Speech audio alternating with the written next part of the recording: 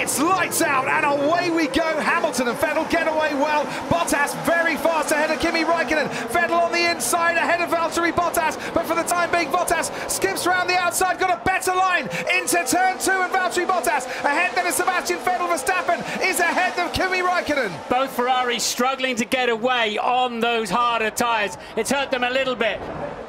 And still they're side by side, and that's getting personal, isn't it? Yeah, Carlos Sainz in his penultimate race for Renault before he goes to McLaren was veering over to the left-hand side and definitely touched with Nico Hülkenberg there.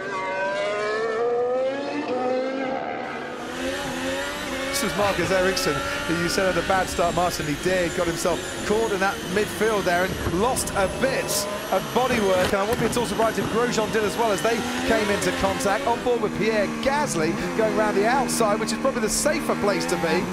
And he can see all the chaos in front of him and having to take evasive action. Down the outside goes Max Verstappen on Kimi Räikkönen into turn 1. He's got another Ferrari ahead of him. It's Sebastian Vettel. Speeds of over 200 miles an hour, and he's getting a decent slipstream behind Vettel, who's got DRS as well. He's going down the inside. It's Max Verstappen almost off the track and manages to squeeze past Sebastian Vettel, and he's up into 3rd place. This is hugely significant for this Grand Prix. That car has got good race pace. Meanwhile, his teammate Daniel Ricciardo is going very fast as well. He's up into 7th place after taking that 5th-place grid penalty and starting 11th. And this is how Verstappen managed to get past Vettel. Had to take an awful lot of curve there. Didn't look like there was room, but Max found a way. And Vettel is struggling a bit here because Kimi Räikkönen's got past him as well. The Ferraris have swapped places. Kimi Räikkönen getting past Sebastian Vettel on the run down the Retta Riposta into the Skid del Lago. It was a lock-up from Vettel that cost him pace, and Kimi said, no, I'm not going to wait for you all day. I'm coming past. Bottas locked up in the midfield. That's allowed Verstappen to get closer. Which way is he going to go? Left or right? Left or right? Down the left he goes. Bottas gives him room. Max Verstappen says thank you very much indeed. Bottas stops on his marks now. It's the medium compound tyre that Mercedes think can get him to the end of the race.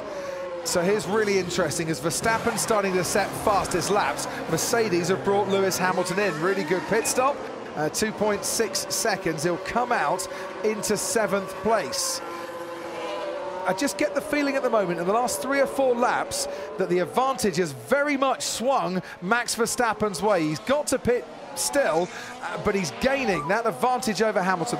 Well, you need to give me some info, because I've got these guys ahead of me that are pulling away. Max Verstappen stops. It's the soft tyre. There was a little hesitation on the front left. It's a 3-second stop though. That's 4/10 slower than Lewis Hamilton. Is that Hamilton going through the first corner? Yes, it is. And Verstappen will come out not only behind Lewis Hamilton here, but behind Stoffel van Dorn as well. Moves over to the right-hand side of Lewis Hamilton. Max Verstappen looks in his mirrors. Don't know why he was doing that, because Hamilton was alongside and then was passed. And they do rather like that one. Max Verstappen now up into the lead. Hamilton's going to fight back and try and go around the outside of the Skid del Lago. Verstappen's got him covered off. And that is Max Verstappen, the race leader. And he has spun coming down the hill. Did they make contact? Not really sure what the Force India was trying to do at that point on a back marker. That was Esteban Ocon down there. Here's the onboard with Max Verstappen. Down the inside he goes.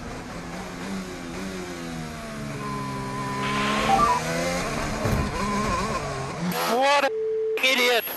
What an idiot! He was coming back at him to unlap himself, wasn't he? It was Esteban Ocon, but it's the leader. And he's still fighting with him, but I must say it was the front face of his right rear that took him pounding. They are designed to absorb a lot of that, but it can damage the suspension or the drive shaft.